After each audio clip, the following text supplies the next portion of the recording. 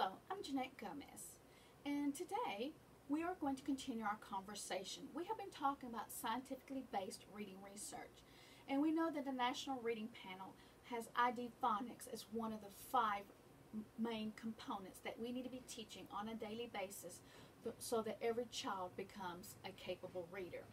And we've been talking about what do we need to know as a phonics teacher to be able to deliver high quality instruction in the classroom. And one of the things we've got to know, and that was in our very first lesson, is about location. We need to understand that depending on where a letter is within a word, if it's in the initial position, the middle position, or final position, dictates the sound that it's going to make. The second lesson we learned is that we need to learn be able to identify what is a vowel, what is a consonant. We need to know that vowels are open and voiced, and that consonants close or partially close our mouth by our teeth, our tongue, or our lips. And that gives us right into our third concept that we need to know as phonics teachers.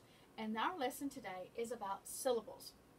And this is a very important lesson because we are able to take bigger words and break them up into chunks.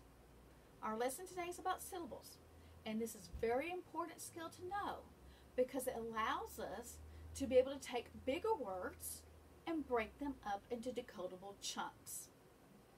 Let's look at an example. We need to be able to look at this word, for example, T-E-L-L, and realize that it has only one syllable. And why does it have one syllable? Because it has one vowel sound. We need to be able to look at this word and realize we see 1, 2 syllables because we have 2 vowels that are separated by consonants.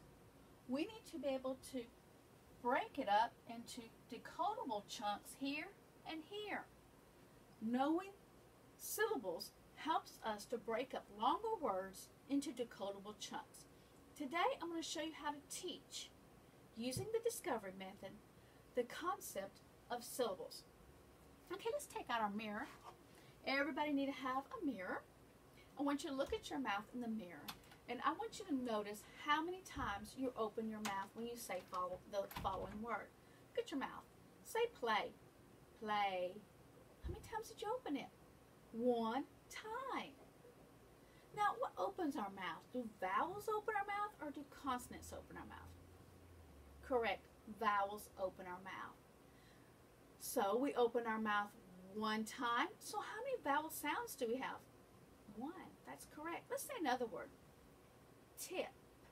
How many times did you open your mouth in the mirror? Tip. Correct. You open it 1 time. So again, do vowels or consonants open our mouths? Correct. Vowels do. So we had 1 vowel sound. So we open our mouth 1 time. That means we have 1 S for syllable. We have 1 syllable. Let's say another word. Let's say cowboy. Cow, boy. We open our mouth 2 times. So how many vowels sounds do we have? 2. Because vowels open our mouths. So if vowels open our mouth 2 times, how many syllables do you think we have? 2. Let's do another one. Let's do rabbit. Rabbit. How many times do you open your mouth? 2. But then how many vowels are in rabbit? 2. And then how many syllables does a rabbit have? 2. Every time we open our mouth, we are saying a syllable. A syllable, S for syllable, a syllable is a whole word, as in play, tip, or it's part of a word, as in cowboy, rabbit, with 1 vowel sound. Let's review that. A syllable, S for syllable, is a word or part of a word with 1 vowel sound.